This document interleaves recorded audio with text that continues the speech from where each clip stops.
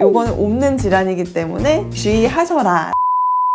안녕하세요. 클래스가 다른 노난경의 피부 클래스 피부과 전문의 노난경 원장입니다. 오늘은 제가 피부과 전문의로서 약간 직업병처럼 피하게 되는 감염성 질환에 대해서 설명을 드릴까 하는데요.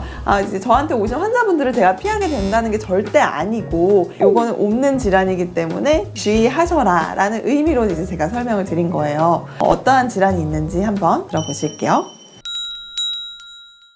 일단은 무좀. 그 무좀이 처음에는 발에서 이제 각질같이 올라오는 걸로 시작을 해서 발톱까지도 가기도 하고, 어떤 경우에는 이제 페디큐어를 바르다가 발톱부터 이제 생기기도 해요. 그래서 그 무좀의 양상은 보통 발톱 같은 경우에는 색깔이 좀 변하기도 하고, 서브온걸 하이퍼케라토시스라고 해서 발톱 밑에 각질이 막 이렇게 보이고 약간 두꺼워지는 그런 현상을 볼 수가 있죠. 그런 게 점점 발톱 전층을 침범하면서 발톱 자체가 두꺼워지고 부서지기도 하고 그렇게 변하게 됩니다. 그래서 장기간 약을 먹어서 치료를 하기도 하고, 발톱 무좀 레이저를 통해서 치료를 하기도 하고, 굉장히 장시간 치료를 요하게 되는 질환 중에 하나인데요. 그래서 저는 네일샵을 잘 가지 않습니다.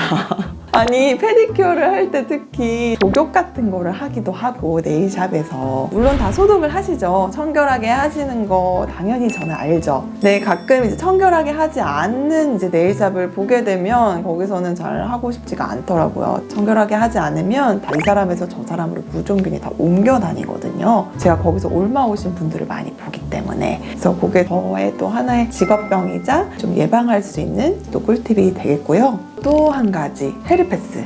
앓고 계시는 분들은 다 아시겠지만 수포가 올라오죠. 수포가 피곤할 때마다 올라오시는 분들이 있어요. 입 주변에 특히. 이게 수포가 있을 시기에 서로 접촉을 하게 되면 옮습니다.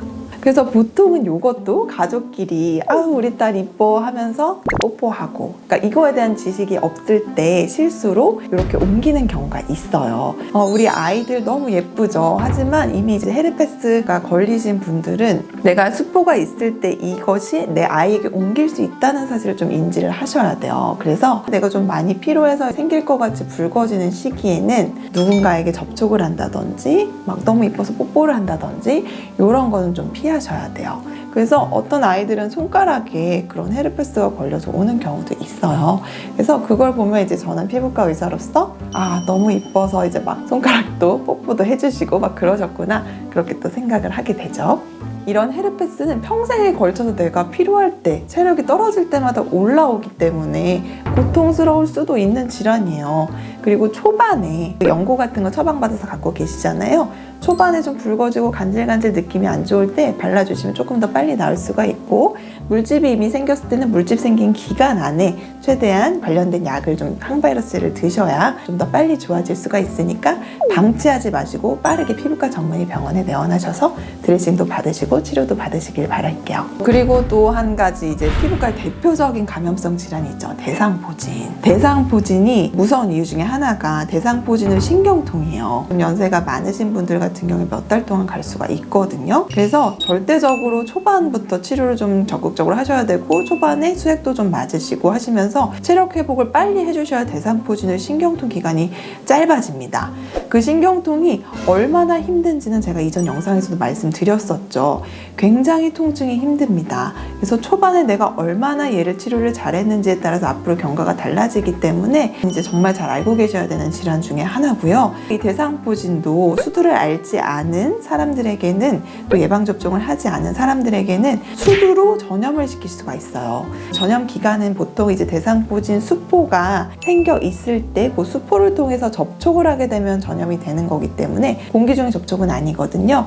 그래서 수포가 있는 기간 동안에만 접촉을 좀 피하시는 게 중요할 것 같습니다. 또 하나의 감염성 질환, 또 피해야 될 질환 중에 하나가 이제 수두죠. 수두는 공기 중으로도 전염이 되기 때문에 얘는 이제 법적으로 격리를 해야 되는 감염병이 되겠습니다. 수두도 이제 딱지가 생기고 나면 그때부터 전염력을 잃기 때문에 보통은 이제 가피가 생기기 전까지는 입원을 해서 격리를 한 후에 치료를 하는 편이고요. 부득이하게 입원을 할 수가 없을 때는 집에서 최대한 이제 다른 사람에게 옮기지 않도록 하는 것이 중요하겠고, 마스크를 끼고 다니셔야 되겠죠. 병원에서 진단을 받고 입원을 하기까지 마스크를 꼭 끼고 대학병원이나 입원할 수 있는 병실을 방문을 하시기를 권장을 드릴게요. 다른 분들이 오면 안 되니까요. 편편사마귀 요즘에 다들 이제 관심이 많이 생기셨고 이게 뭔지 몰랐던 분들도 알게 되신 질환 중에 하나인데요. 이 편편사마귀도 접촉에 의해서 옮습니다. 그래서 편편사마귀가 있는 분들과 이제 접촉을 하거나 그러면 내재되어 있다고 옮을 수가 있기 때문에 노출해서 뭔가 접촉할 수 있을 만한 곳에 갈 때는 침구류라든지 이런 거에 청결 상태를 좀 많이 보는 편이에요. 편편사마귀의 치료는 다들 아시죠? CO2 레이저라 그래서 살짝살짝 이렇게 지져주면 그 부분이 이제 없어지는데 보통 한 번 생길 때 그걸 방치했다가 수백 개가 막 생기는 경우가 많아요. 그래서 이게 완전히 다 없어지지는 않거든요. 보통은 한 1년에 두어 번씩은 그냥 한 번 확 생기신 분들은 해야 된다고 생각하시면 될 것 같아요.